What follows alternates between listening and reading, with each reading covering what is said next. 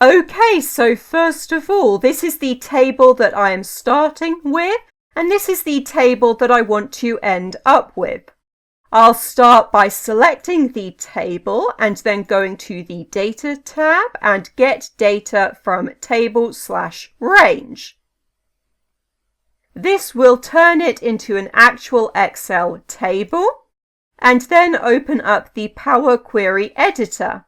I can then select the country column and split this column by delimiter. And my delimiter is actually a comma and a space, so I will use a custom delimiter, and we'll split at each occurrence of the delimiter. Then in the advanced options, we'll split into rows and OK. And now I have the country column alternating, so the rows go country, name, number, name, number, name, number. I want to split this into two columns, one with the country names and one with the numbers. To do that, I'll start by going to Add Column and then add in an index column starting from 0.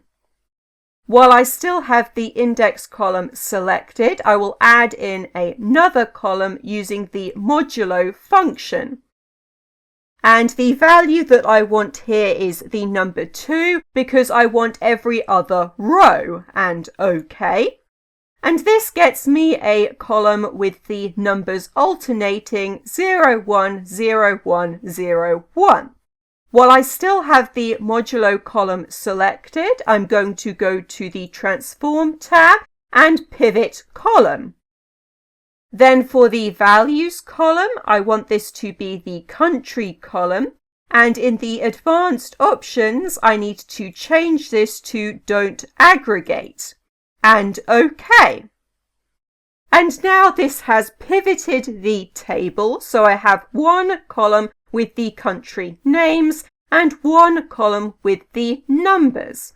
However, the rows are still not lined up, so to fix this, I will select the 0 column and then fill down. And this replaces all of the null values with the country name in the row above. Then I can select the column number 1 and filter this to remove all of the null values. And this has the effect of removing every other row. Now we have the results that we want. There's just a few more minor things to change. I'll delete the index column as we don't need that anymore, and then rename this column to country and rename this column to size.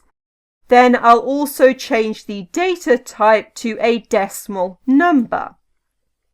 Then I'll go to the Home tab and close and load to. And we'll load this into the existing worksheet just here. And OK. And now I have the final table that I want. Okay, so in this video, I have shown you how to split a list using Power Query, and that is everything.